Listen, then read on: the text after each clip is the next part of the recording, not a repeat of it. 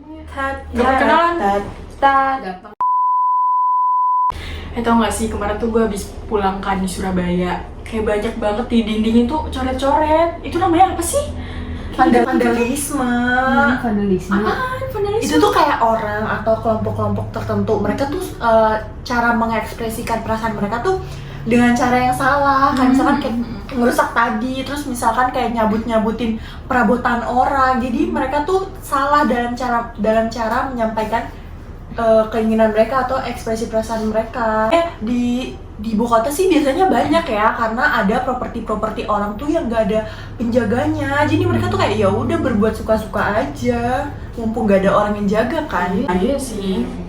Itu awal mulanya apa? Kalau kayak gitu tuh, coret-coret gitu. Dulu tuh awal mula vandalisme itu ada tokoh di Prancis namanya Henry. Dia tuh mendeskripsikan tindakan kayak gitu tuh penjarahan atau enggak perusak seni. Itu masa revolusi Prancis dulu. Berarti kayak lama banget ya? Iya, berarti kayak begitu udah lama banget ya. Udah dari lama ada vandalisme emang gitu. Emang vandalisme tuh coret-coret doang? Maksudnya kayak ada yang lain gitu? Ada banyak sih, jadi ada memotong, jadi kayak dia tuh motong-motong pohon di pinggir jalan gitu loh yang buat jadi kayak buat tanaman-tanaman yang ada yang difasilitasi negara gitu ya kan, untuk Merusak dong? Iya, untuk mempercantik kota itu dipotong-potong gitu sama dia. Terus memetik, misalnya kan sering banget tuh di pinggir jalan ada pohon-pohon gitu ya yang ada buahnya kayak mangga gitu, itu dipetik sama dia. Terus kalian tahu gak sih, buang sampah itu termasuk vandalisme. Oh my god. Berarti semuanya pernah melakukan vandalisme. Iya, lu Iya, buang sampah. Apalagi ngambil buah Iya, orang. kayak atau enggak bisa juga kayak mindahin pot kembang di tanaman rumah orang. Itu kan ada banget, sering banget ya anak-anak iseng gitu ya. Bunganya dipotong, dipetik, atau enggak potnya dipecah-pecahin gitu, itu vandalisme. Emang apa sih penyebabnya orang tuh ngelakuin kayak gitu-gitu tuh? Gue pernah baca soalnya di jurnal yang ngebahas tentang aksi vandalisme gitu.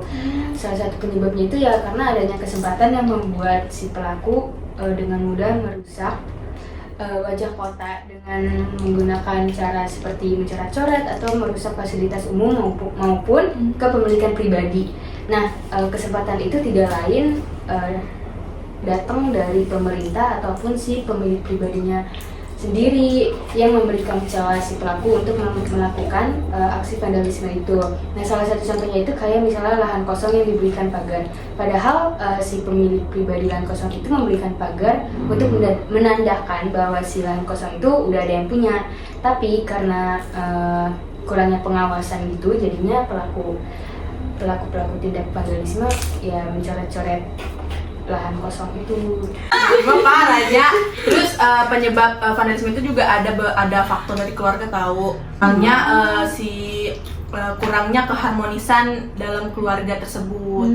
Jadi anaknya itu mendeskripsikan perasaannya itu ya ngelakuin tindakan vandalisme itu.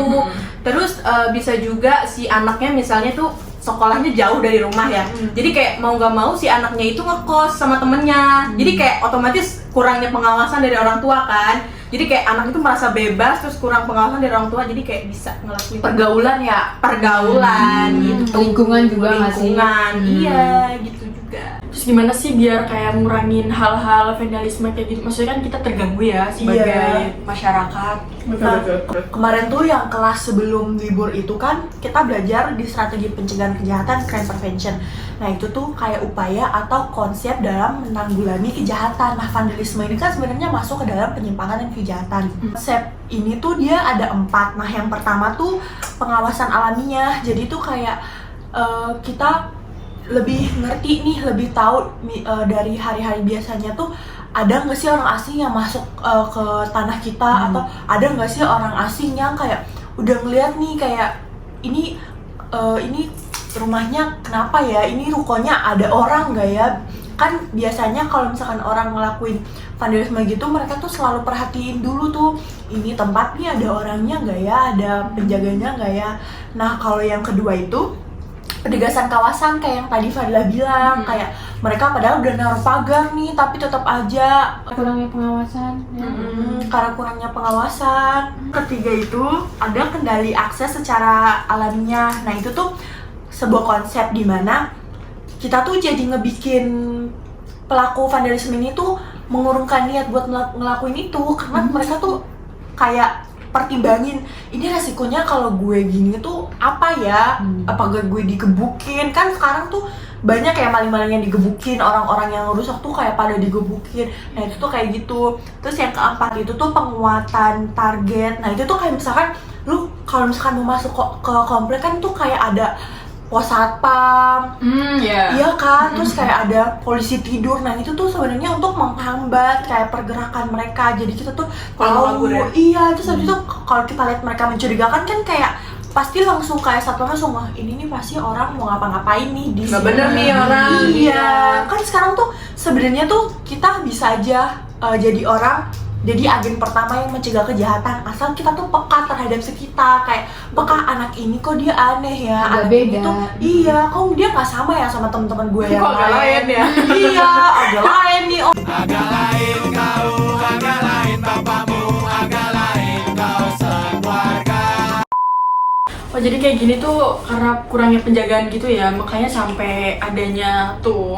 iya, dia makanya muncul karena kayak nggak ada penjaganya, nggak ada batasnya, nggak ada kayak Lu aja yang jadi penjaganya. ini dia nih. Ini ada yang galak